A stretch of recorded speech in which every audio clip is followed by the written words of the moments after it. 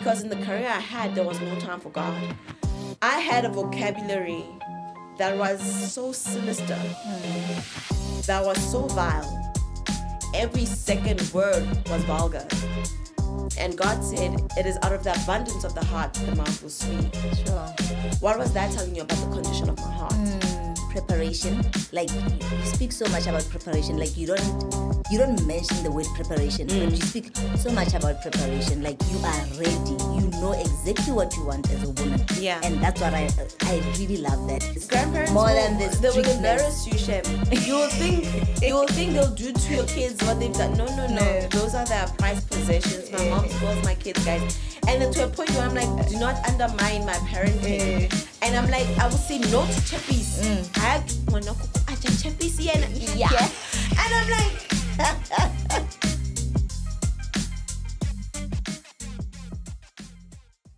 Dumelang babogedi. Hello everyone and welcome to another episode of Conversations with Kay. Today on studio I have the most beautiful, the gorgeous, the lovely, the most fascinating woman. You'll get to meet her in a second. And I'm really excited to have her because guys, it is all about the food. But the podcast is not going to be about the food, but the food. She fed me and I said, you have got to come and sit with me in this podcast. Babogedi, please welcome Gontse Mai. Welcome, Gontse. Oh, thank you, KK. I know, right? Yes, the food got me. The food got you. Your food got me. I'm like, she's coming to sit. Absolutely. With me. You know, I always say food is a love language. It's the one of unofficial love language. And food always brings people together, whether it's socially in a setting like this, but it always brings people together. So I am Gontse Mai.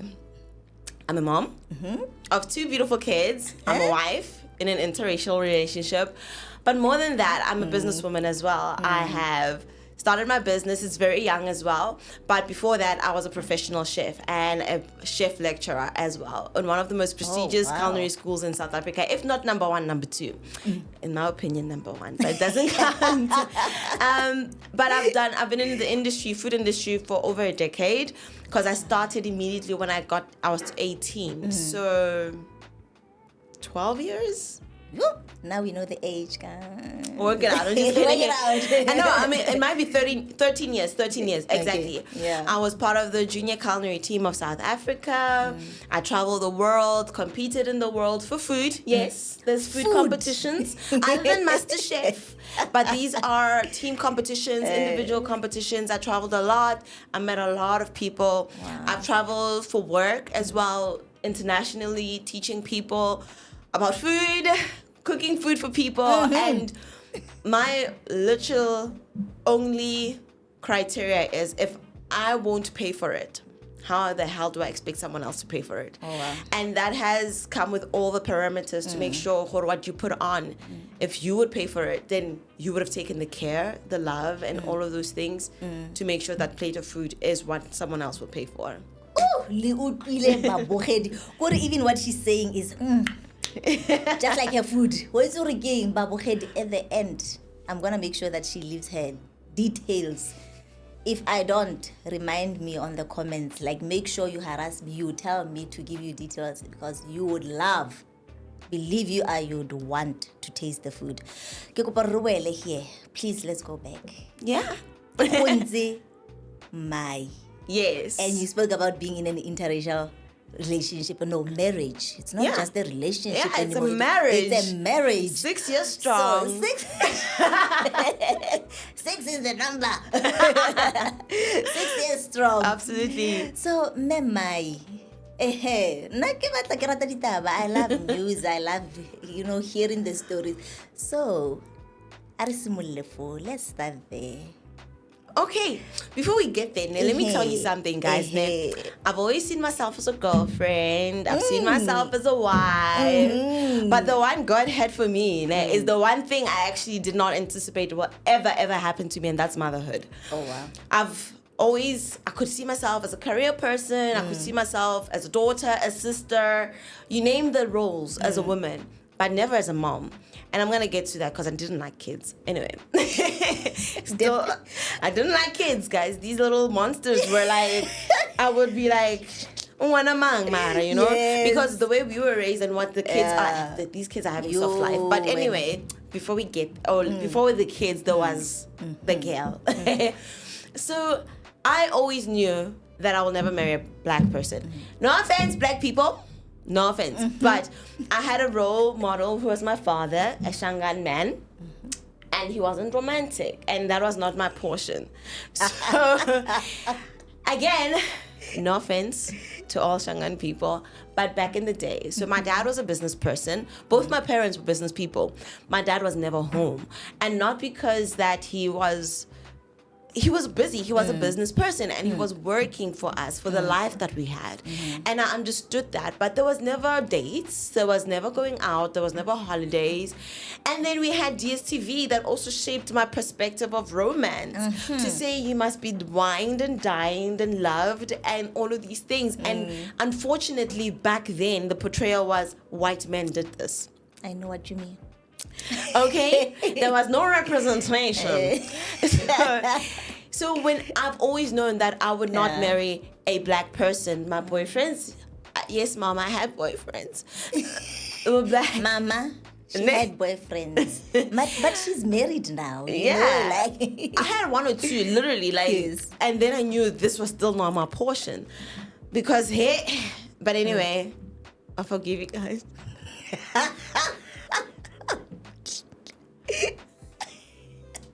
Why is he? Emma. So, yo.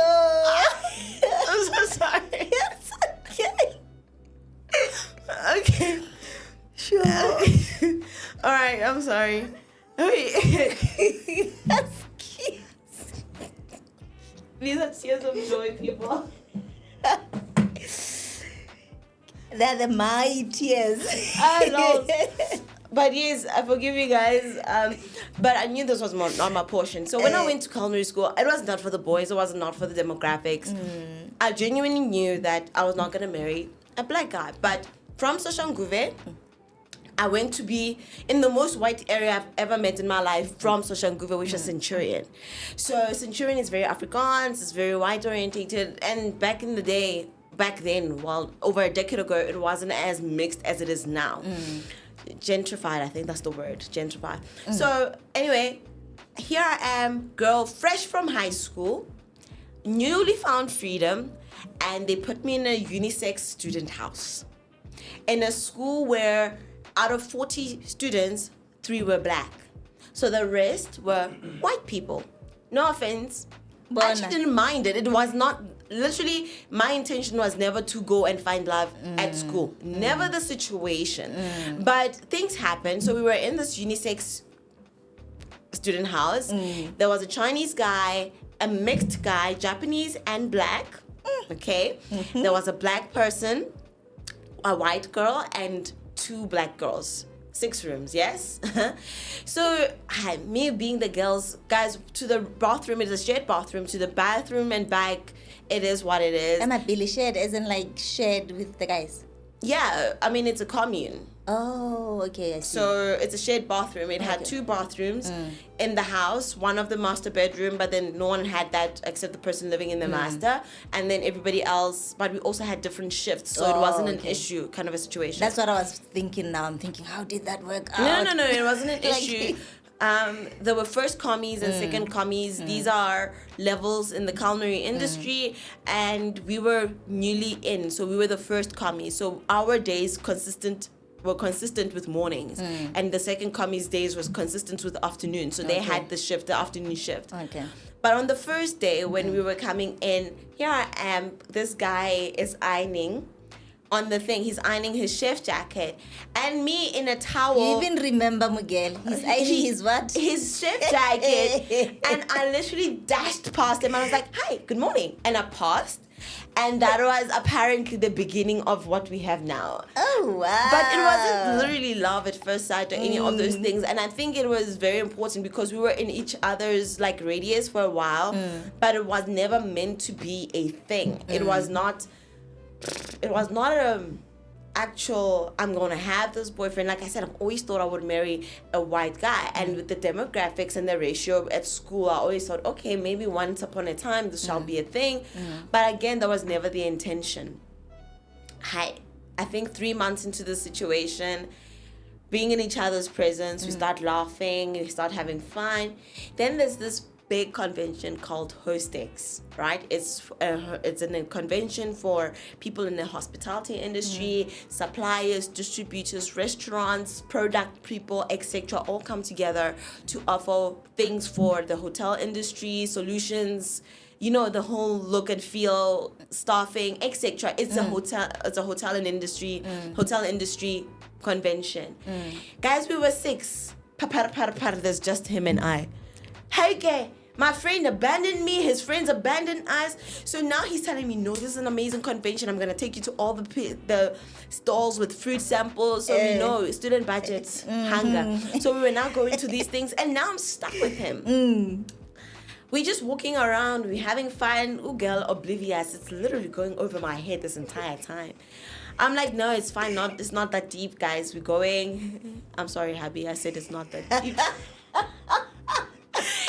Then yes, it's just like, you know, I'm okay, I'm going with it. It's not serious, it's nothing major. But I don't know that thing, you know that thing, yeah.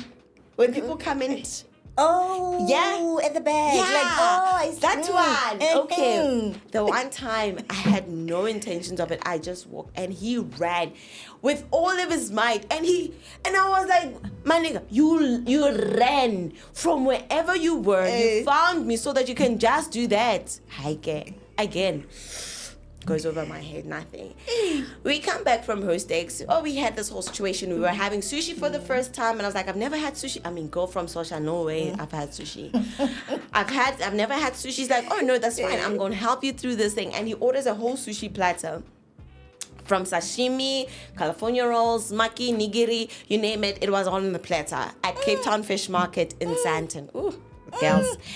We come and we have this whole thing, and he says, my advice is you have to try everything as it is, then mix up the wasabi and the soy sauce, and afterwards, then mix the whole thing.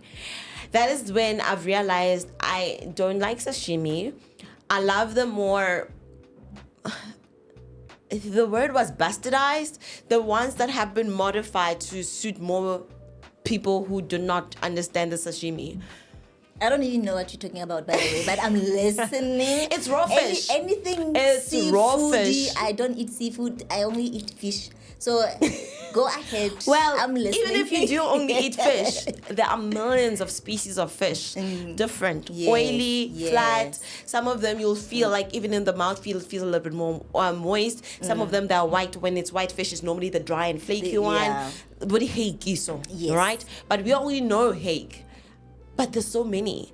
And that was my first exposure of seafood as well. Fish and seafood of a different type. Captain Dorigo's, guys, fish and chips. That's what we knew. Little chat. Lucky star. And that's what we knew, right? Yeah. That was my understanding of fish. And that was that much. And those fake crab sticks, those pink ones, my mom actually used them in her cooking. But other than that, we were never exposed. But this one had salmon sashimi, which is like an oily fish, very good for you, healthy. Still not one of my. It's not for me. Nah, I've tried it in every single way, cooked, poached, you name it. I still don't like salmon. Anyway, here I am. He's taking me through this experience. He's literally guiding me through it, and I'm thinking to myself, "You're truly invested in this, fam." But I still. F it. Over there. Yeah. I'm a person who believes the most romantic movies are horror movies. There's a thing in my brain that you're going to be scared and be like, and then you're going to... Wait. White man, horror movie, romance. The two of them Don't ask questions of my formula. Clearly, it has some form of success rate here. How so? I feel I've always known romantic movies are impossible. It's not an actual thing. Okay. I understood that, and I'm not a rom-com person. I watch them, sure, but then even till today, if I put a rom-com on, gone at 10 minutes, gone. Okay. That's for him. For me, I'll watch the entire thing. For him, no. But horror movies, there's no sleeping through a horror movie. And my thing is that it creates cuddling moments where he's gonna go like, and you go, protect me, kind of. So that was my understanding of it. So he's like, oh, you love horror movies? I was like, yes. One thing he once said to me, and I told him, because my brother and I are like this, my older brother, and like tight, right? We watched the anime together. And we loved The Big Bang Theory. But my ideal man from Big Bang Theory was Sheldon. Do you understand anyway? And I once told him, listen, I love Big Bang Theory and my favorite person is Sheldon. And he once said to me, if you love Sheldon, then you're gonna love me. And I never understood that. I was like, now you don't understand. Sheldon is impossible, but he's straightforward. And I love that because he knows what he wants. He's not complicated. He's just awkward, if you know what I mean. He is. Socially awkward. But I love that character. I absolutely fell in love with that character. And I thought to myself, I will always marry it. Guys, the criteria: white, nerd, romantic, and he understood what he wanted, kind of a situation. So for me, it wouldn't matter if he looked nerdy or not. I just understood that whoever he'll be loyal to me. Wow. Do you understand? Yes, that was my thing. I love that. I actually love that. So fast forward, now after Hostex, we're having movie night. Again, Sibaningi, all of a sudden, there's just the two of us. I'm like, how is this happening? Time. Yes. Maybe he texts people who guys at this time. Apparently he had a wingman. No, he had a wingman. So we're watching this movie, and at some point he turns to me and he says, so do you want to kiss me? And I was like, nah. You should ask for it. You must be drunk. No, I don't think you're for serious. I was like, I don't think you're serious. I think you're playing, and if you are really serious that you want to kiss me, you'll have to do it the next day. Angsa Daki Divey girls. The next day I did everything. I waited till the last minutes for me to go shower so I can avoid him in the kitchen. I had a tuna mayo sandwich. Because the tuna is in your room. No, it's in the kitchen, but then Cheki Coast. And that was one of my favorite sandwiches, toasted tuna mayo sandwich.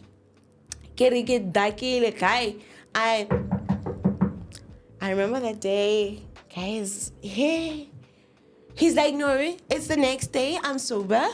I'm ready for my kiss now. And I am just backing up to say, this is not going to happen, fam. This is not happening. I remember we had, in my opinion, the worst kiss I've had in my entire life. Again, for the rest of the day, I avoided him because I did not understand what just happened to me. I remember going home that weekend and I said to my brother, my middle brother, I think I have a Chinese boyfriend. I'm not sure. But I think. I think it. I'm not sure. Long story short, what was supposed to be a fling, okay, became a thing.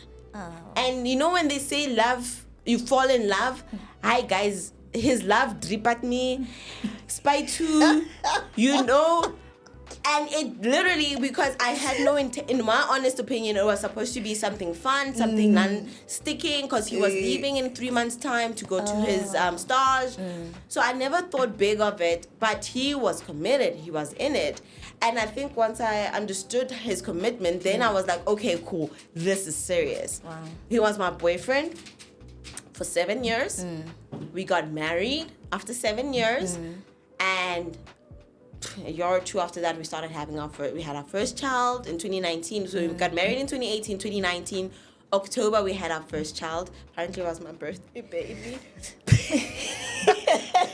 But anyway. Before you go further, as you're saying 7 years, I'm thinking this is episode 7. 7 years. So, you know, they have this thing about a 7-year mark when if you're not gonna marry me, let me go. And that is honest. But we were young. We met when I was 18. Wow. So I was straight from high school and he became my first official serious relationship. Sure. And we were broke, and what's that? Young, dumb and broke.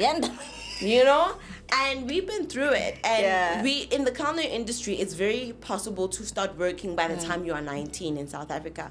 Internationally, it's younger than that. But I started working when I was 19. And from then, it was like a rapid thing. It's a very rapid career, and you can climb very easily, especially if you know what you're doing when you're trained and you have the knowledge and you can do all the things the higher positions allow, you can climb very quickly. So, yeah. Sorry, it took long. No. I enjoyed it. You know, as you were talking, I'm thinking, I understand why you loved not the rom-coms, but the romance part of it, like the beauty part of it. That's why you love the horror, so that you can throw yourself on a man. Because absolutely. What you just painted now, like people that are listening, I'm smiling and I'm here and I'm thinking, yo, romance. I'm thinking, it is so romantic. Like, I think sometimes we think of romance, like what you were saying, romantic stuff as the Hollywood movies, the Hollywood vibe. That's why when you said horror, I'm thinking, how is that romantic? But then you painted it for me. I'm thinking, okay, maybe I should start watching horror movies with someone, you know. Of course. And then... And share blankets. Don't be shy to... even if it's not too frightening. Of course. No, it has to be genuine. For me, I'm the person who it's a horror at the end of the day. And I remember one of the things he would do is hold my hands to kind of no, you gotta watch this bit. And I was like, no, I don't. And sometimes then it's natural reactions. But for me, I just thought no guy likes watching rom-com and go oh. Yeah. Sure, I enjoyed every bit of it. I didn't even want to interrupt, as you've noticed. I enjoyed every bit of it. If I'm smiling too much, I'm sorry. I'm not sorry. It was amazing. Tate Mai, you are gonna watch this. Hey, Vela, you dribbat her. The girl went flat in Baba, and she's here, and we are thankful that we get to meet Gontse Mai. Today we get to meet Gontse Mai. We get to sit with you. We get to enjoy your food. Like everything that you just said. I hear preparation.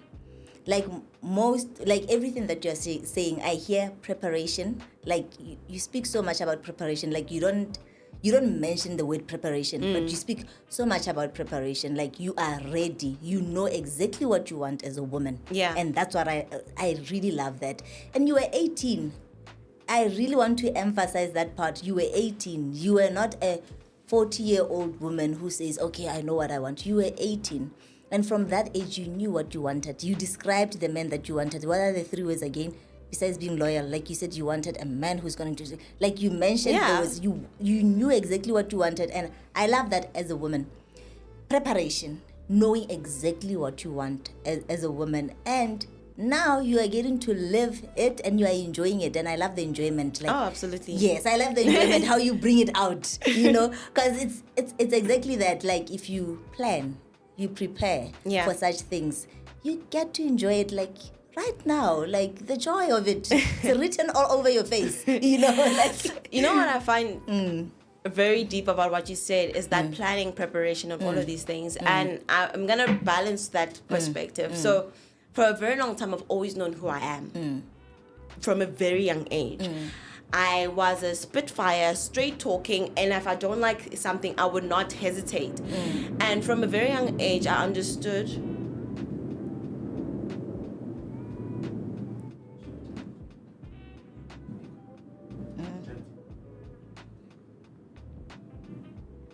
cool. Okay. From a very young age, I understood who I was as a person. I think by grade 9, my LO teacher said, do you understand what peer pressure is? And he was like, peer pressure is meaning that your same age group is pressuring you into doing things that you might or might not want to do.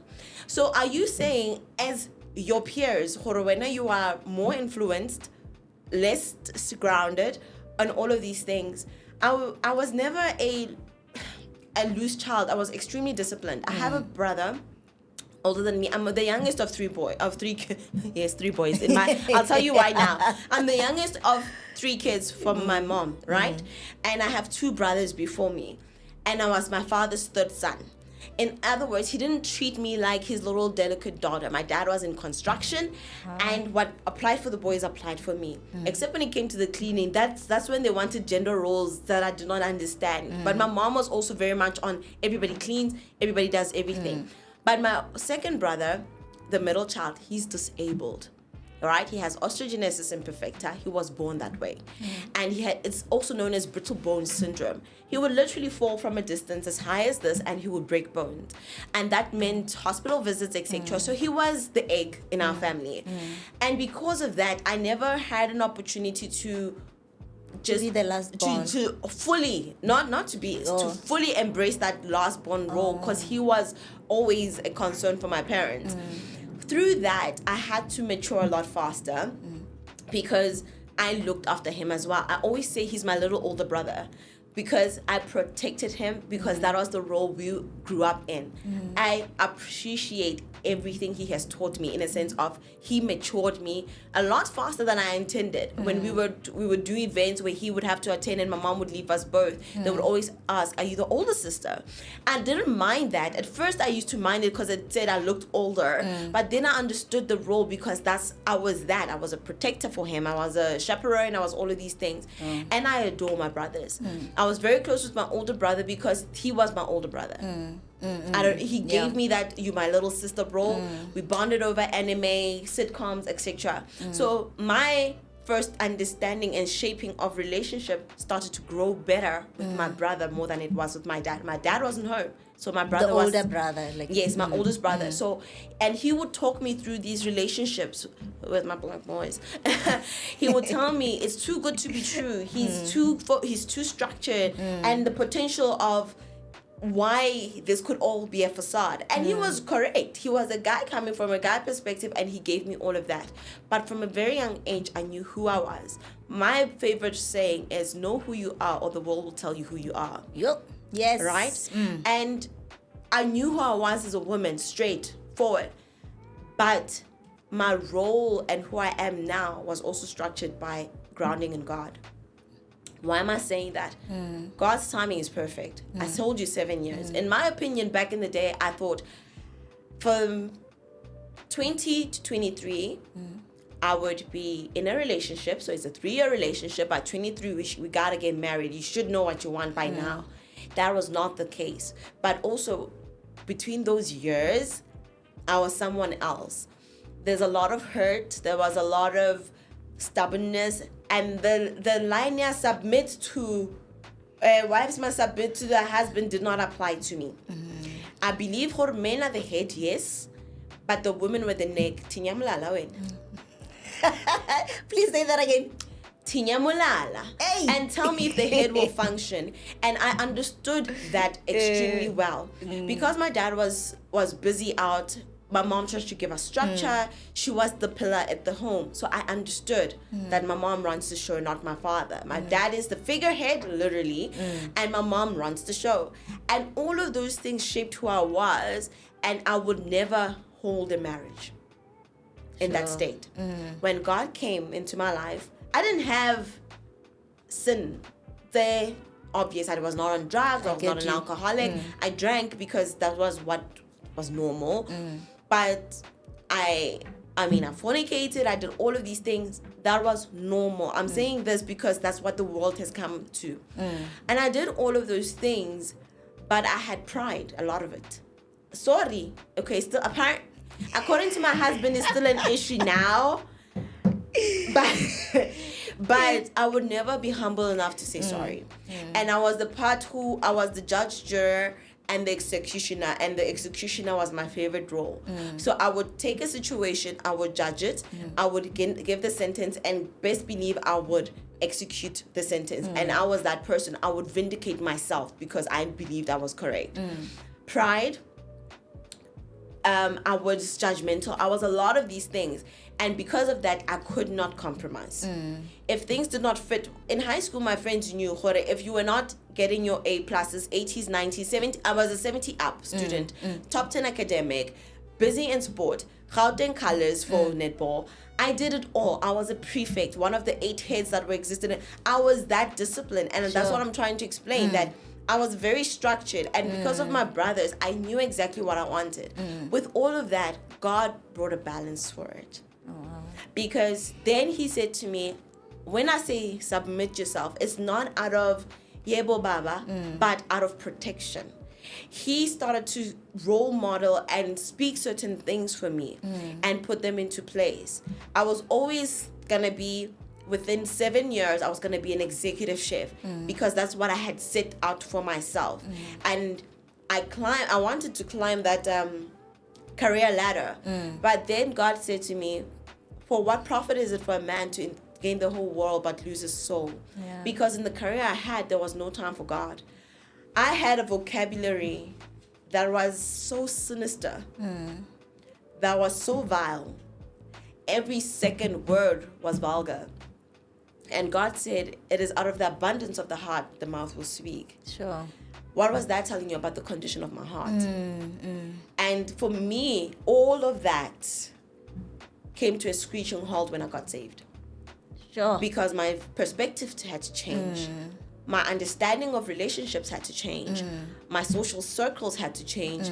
My career path had to change. Sure. Because I can't climb a ladder, especially as a woman, and think I will have time for church, God, and any of those things. Before the podcast, we were talking about, have you ever felt late at 4:30 in the morning? Late? Late. Like I'm late for work at 4:30 in the morning. But that was the life. So when am I praying? When am I reading the Bible? Yeah. By the time I come back at 2:00, I'm done because I've had an entire work day. Yeah. And there was no balance there. But when God said, put me first. Yeah.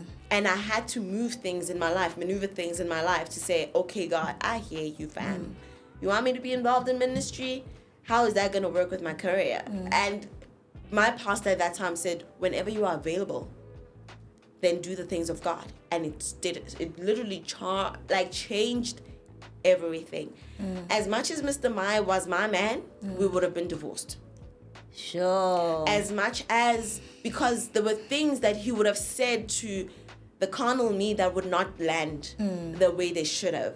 There would have been things I would have been quick to say, this is not working for me. This is my deal breaker. Eish. I walk out because of the person I was. But God literally had to stabilize. And you know when you are, sound waves? Yes. And then you see the spikes and somebody has to be on the soundboard to say, let's fix this. Yeah. That was what God did with my life. And again, I told you, I was a career woman. I was a daughter, a sister, a wife, never a mom.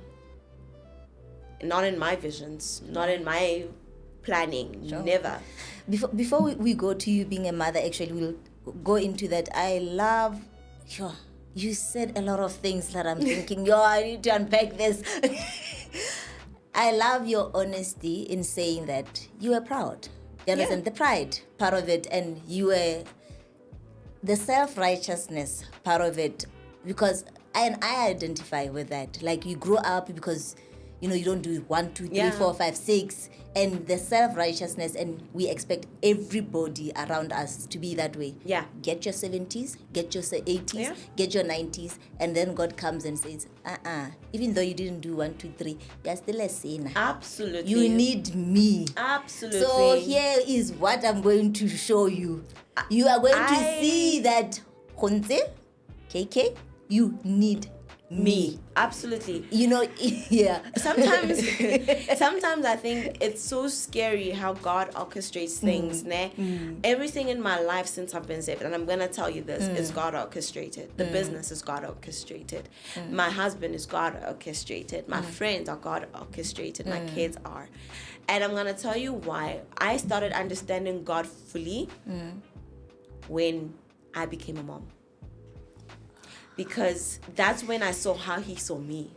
Right? And I'm going to tell you very, very much this. I told you I didn't like kids because you can't discipline them. And if they run you rampant, God is going to humble you. I'll tell you why.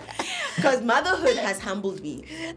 The one thing that I've heard is that you learn to be patient. It's not, no. It's this other is when people you say understand, you are not the bomb diggity as you think you are. You're not the disciplinarian you think you are. You're not the hardcore person you think you are. None of that actually.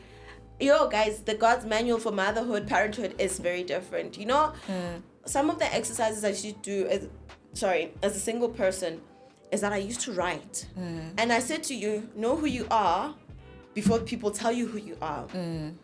For a very long time, I was told I was arrogant. I was like, no. You do not accept my straightforwardness and my truth because it suits you. Your perspective of me, it says a lot about you and not necessarily me. We went to prefect camp and they were saying write good characteristics about them and then write the bad characteristics about them. On the one column, the good thing is that I'm confident, but the bad thing is that I'm arrogant.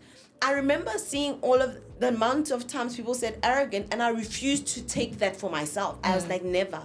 God, you don't appreciate my confidence and you've dubbed it as arrogance. And for me, because if it did not work for me, I was okay being alone. I was okay not fitting the model. I chose not to have a boyfriend at school because this was my logic. Forgive me, friends. I cast such a big shadow for my boo that he will not amount up to who I was as a student at that time. I was a prefect. I was a top student, top 10, sing top 20, top 10 in my entire grade. I did sports. So if you did not do sports, you were not academically performing. What are you asking for? And I had guy friends that I had crushes on, but it never did anything bigger than that because I had said I don't date Koskolo. I knew how that would affect me mentally if we were to break up and I see you with another girl. So I did not even dabble. Okay? I knew that for myself from a very young age. And don't get me wrong, there were guys, there were crushes, there were all of those things, but I let it be that I crushed the crush. I crashed the crash. They probably looked and wondered, can we do that? Do we have the confidence? My one friend, do we have the strength to even open our mouth and say hi? The chemistry was there and it worked. And if you did not know us and you would say these are, and we were never any more than that because for me, I understood what damage it could potentially do for me if we broke up. Okay. You are what age? 15, 16, 17, I knew from that, not me. You are 15, 16, 17? Yes, I will perform. I will do everything for me. My parents came every year. They knew they had chairs for prize giving. And I was not pulling one certificate. I was pulling 5 and up. Whether it's academic or sports, it didn't matter. It mattered to me. That was my thing. And that was me. It wasn't forced. My parents, business people. I had a work person schedule. I'm back at 5. But then my parents will not be home until 8. I cooked. I did my homework. I even had a playlist. There was plenty of time opportunity to be, but it was never in me. I never had the curiosity to go dabble outside. No, it never. My peeps from my herd were not my portion because I knew who I was. I understood the school I went to. I always say I have had a very privileged life, and my parents afforded that for me. And I was not about to ruin that. My mom had one rule. She's the only woman in the house. Hana, banna, hana, basadi kan. She's the only woman. And she made it clear, if you were to, she didn't explain the process, but if you were to fall pregnant in my house, I will take you with black bags to your husband's house, because clearly you're a wife winner. We need your mother. And I'm also saying this out of, I know we're going to get it for this. We need your mother in the country we're living in right now. No. I'm not going to speak for other countries. Yeah. Or in the city we are in right now. We need your mother. And- Those words right there. My mom had an eye, No. that threatened your whole entire life. Hore, you think you've lived in... Wait until I finish going. She had that eye and naras. And my mom now mine. So if she would shout, and then her shouting became funny at some point, but her eye was never funny, right? So she would threaten your entire livelihood with a look. And that for me, and I was a goody two shoes. I didn't want to get into trouble. I didn't want to do any of those things. But my mom made it extremely clear. I had kids in my own house. Do the same. This is not the example we've set for you, so please don't come and surprise us, right? And my mom was very strict with that. Lo and behold, women, when she became a grandmother, those rules were all over purple, not so much. They were flexible. I was like, how? You know how they are with us. That's my grandmother with me. Apparently, because my mother is firstborn, so apparently my grandmother was very strict with her, because my mother had to leave. Actually, my grandmother got married in Botswana. My mom had to leave Botswana and come back to her grandmother in South Africa, because my grandmother was a mother to her. You know what I mean? Yeah. But when it came to me, I stayed with my grandmother for like 6 years. When it came to me, I was pampered doing those things. It's like, okay, where do they go? I'm thinking, Yeah. are you guys sure that this woman used to be strict? I've seen the strictness, but I've seen more of the pampering and the spoiling more than this. Grandparents Strictness. they will embarrass you, Shem. You will think they'll do to your kids what they've done. No. Those are their prized possessions. My mom spoils my kids, guys. And then to a point where I'm like, do not undermine my parenting. And I'm like, I will say no to cheppies. Yeah. And I'm like, my mom will threaten your life. Or you saw the McDonald's sign on our way home because there was food at home. But there's food at home, right? And for me, all of that I'm bringing back to, I understood God's love for me fully when I became a parent, because the patience God has to have with me is the same I have to have with my kids. The fear I have over my kids' security is the same that God has with me. The pain I feel when my child starts lying, and I can understand and I can see obviously that he be lying. But the patience I have to exercise, the correction I have to exercise, all of it is when I understood exactly how God felt about me. And the one thing I can never wrap my head around, it says, for God loved the world so much, he gave his only begotten son, that who believes in him may have life. Do you know I will never give my kids for a stranger? Yeah. But God did that for me. The love, it's about, guys, it is, this love will enthrall your entire love, your entire life. You think you've loved? No, wait until you have your child. You think you love other people's kids? No, wait until it's yours. The protection, all of those things, guys, when you have grace over these kids, when they humble you, when they still choose wrong, when you say don't jump on the bed, they jump, they fall, they cry to you. But you told them, Uskayada. But that's exactly how God feels about us. He said, don't go there, KK.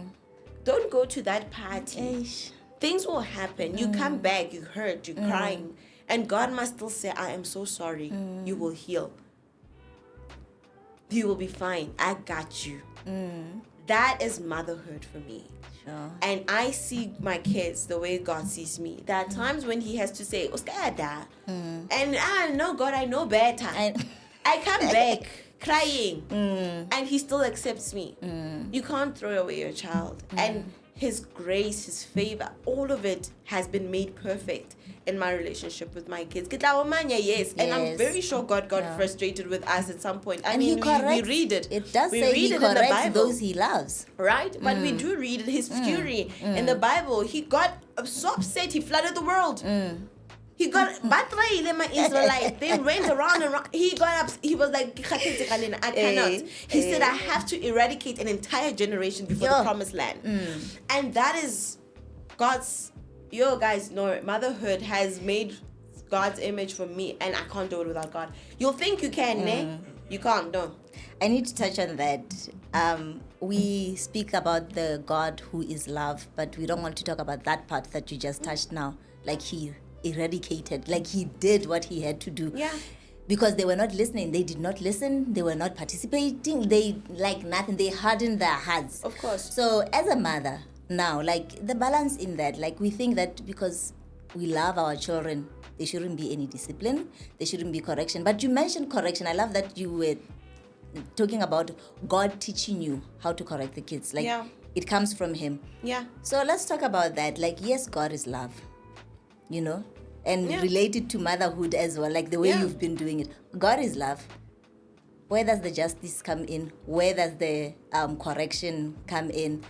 The discipline come in? Yes, He loves. Yeah. But balance those things, two things. The Bible teaches, spare the rod, you spoil the child. What you don't deal with now will haunt you in the future, right? And that's exactly that. When they say sin comes from the eye and then it manifests, it's literally that. If I see something in my child that I do not understand or do not like and I leave it, I'm like, good one, he's small. It's not going to happen. It will bite you. I have a 5-year-old and a 1.5-year-old. Ne? The 5-year-old, it says we're all born sinners, people. I did not teach that my son to lie. I did not teach my son to do any of those things. But he's a child. I have a cupboard. I have a very big sweet tooth. So there's sweets in the house. He took after me there. So nigga will go, my child will go into the cupboard. My nanny will always say, in the darkness, she sees the feet. Because he's in it for the sweets. I said to him, no more sweets. He went to steal them sweets. So where do I find these sweets? In the breath. Right? Because he just had them. He thinks he can tell me, Mommy, I love you. Right? And he gives me a hug. Lo and behold, evidence is right there. The thing is, how do I discipline him? Imagine God was to say, sit in your punishment. Sit in all of these things. He does it with love. So in His correction, there's a lot of love. There's a lot of grace. And He always reminds you, that this can be corrected. It's not about making the child. This is where salvation is so important. It's not about condemning. Yes. Love that. It's not about condemning. It's just calling out what it is. Yes. You must call it out, but He doesn't condemn you. He says this is wrong, but He doesn't hold it against you. He doesn't say, you know better. You should, because remember where we come from. We've been through this journey before. Yeah. Remember when you did 1, 2, 3. He doesn't remind you. He doesn't hold it against you. He doesn't use it as evidence. Don't forget, you've done this before. He doesn't. He does it with love every single time and grace. And He tells you, I'm going to forgive this because He's merciful. And children will humble you. You can't stay angry the whole day. You can't stay angry the whole day because they can't remember the entire thing. They're angry now, they let go now. And that's how God is. You got to let go with kids. That's why we really have to be like kids. Yeah. Like they're angry now. You said they're angry now. They forget now. Yeah. Like they forget now. And life goes on. Exactly. Truly, and you can't really keep bringing up yesterday. You remember you jumped on the bed and I told you, no. Yeah. You can't do that. And when you say that, remember even with the prodigal son, like he's the one as the son who tried to bring it back, actually. He's like, but Father, this is what I did. And Father said, hey, bring the robe, Are you still bring my this, child? bring this. And they Exactly. celebrated and he threw a party for him. Does it mean that the father was... There must have been disappointment with the son leaving. But the son is coming back and that's repentance, right? Absolutely. The son is coming back and repentance. So the child will come back. And we teach them, right? Like, I'm not a mother yet, but I've seen, like we were taught, yes, you've done wrong. accept. It's okay. Did you eat the sweets? Yes, Mama, I ate the sweets. Okay, what do we say? Like, what's going on? Like, I don't know how every parent does it. And the child will end up even saying, I'm sorry. That's repentance. We don't even say, what are you sorry for? You should say sorry like this. And no. Just child said, I'm sorry. Like, that's the best they know at that time. And they are repenting. And we learn that repentance from them. What I will say now is that for me, remember, you have to remember God owns everything. Even your kids, he owns them. And how he still asked Abraham for his son, Mona. he can always do that. And for me, I'm not the type to ask why sometimes. I try and be obedient, and I try and understand God in the seasons that I find myself. But what I will always say is that God owns everything. And sometimes even bad situation come for God's grace or glory at the end of it. You know how Joseph said, you meant it for bad, but God meant it for good. It's literally that. Yeah. I will say this in motherhood, sisterhood, daughterhood, wifedom. Wifedom. Yes. All of it. Business. For me, God has shown his hand in every aspect. I would not sit here had it not been for God. Wow. My business will not do what it's doing, as young as it is, if it's not for God. Yeah. And I say this because I don't want people to think, oh, but she was smart, she was extremely academic. The Bible says not the strongest wins the battle, and not the fastest wins the race. And that is God's favor. And I will always say that motherhood was God's portion, was God's plan for me, and he knew what it would do to me. It has softened me, it has refined me, it has humbled me, because there's nothing that will humble you like an honest child. And more than anything, I take nothing for granted. Wow. What I have is not because I'm smart, and there's fair chance because it's understanding on how to be a good steward for God. But everything, my marriage, my relationships, not all relationships, nothing is smooth. I'm not saying all of it is smooth, but because of his love, because of his grace, because of his presence, the way I deal with situations is 180 compared to what I would have done. I mean, I was very quick. Scissors cut. Or to cut relationships. Yeah. I wouldn't care if you were my brother, if it didn't work. But to forgive, to be gracious, to be merciful, to not judge, to not, sometimes to actually know when to not even say a single thing and show love in a situation. All of that, it's God. Sure. Gontse. Thank you. Like when you say that, sometimes you don't even know, like you don't have to say a word. I'm thinking, even in this conversation, I am happy that I didn't have to say so much, because you have served us. You know how I say she serves us with the food. Like some of us were crying. By the way, we had an event yesterday, and she left with some of the things. And we were not aware that she left with the things. You know, in her My trolley. The trolley. We were crying this morning because we wanted the food bag. So she had to come back and feed us, then give us the food and feed us.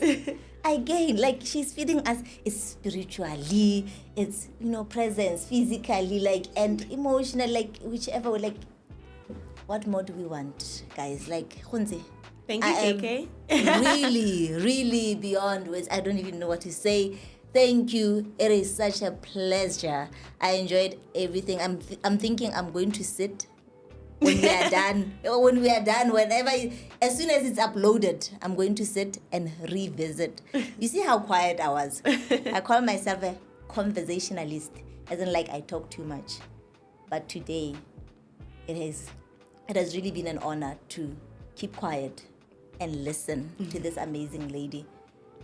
Businesswoman, a mother, a wife, a daughter, a sister, a minister, a child of God. And am I leaving something else? Like, no. Like a child of God, like everything else bottled in that. Just you referring to God in everything that you do. God is amazing. Oh, absolutely. God is amazing. And We are who we are because of who He is. I just want to balance one thing, and this is my last thought. Okay, I promise. I know I can go far, but this is my final thought. I did say I knew who I was before all of this, right? But identity, for you to truly know who you are, etc., your purpose. You know almost how the world is. Oh, you know your purpose. But for you to know who you are exactly is found in God. You can have the whole things in the world. You can know who you are as all of these things. But your truest identity is in God. Because He will tell you things about yourself you did not even think you knew. And it's we build characters, but He will show you who you are and who you should be, and He will mold you. But you have to be pliable, and you have to do what He needs to be. Bona, now I'm Golota, you have to come back. I am promising you, Babogedi, we are going to have a part 2 with Gontse Mai, because I thoroughly enjoyed this, and I feel like there's just a lot that we can even say. We can continue on this, and we are going to even take it part by part. Remember when we started, we tackled more of her being a wife, like being married, how the relationship started with Mr. Mai and everything. I think next time we'll even tap into business, because I really want you to hear about what she does, like more of what she does, how she does it. I know she touched a bit on it. I want you to hear more, so I'm promising you, and I'm saying it on camera, I'm promising you a part 2 with Gontse Mai. I believe she's going to allow me a part 2 of course. Of this. And as you've seen, I'm still excited because it's episode 7. We've been talking about 7. 7 is the number of completion. And to complete this recording, as who am I as a woman, as you've heard from the lovely lady herself, knowing your identity in Christ. Please remember that. Know who you are in Christ. Go to Him. Kneel down, just close your eyes, be alone, and ask God, God, who am I? That is the beauty. Babogedi baga, baritsi baga. It has been such a lovely day. And till we meet again next time, it is a goodbye from me and my precious Gontse Mai. Thank you, KK, for having me. Thank you.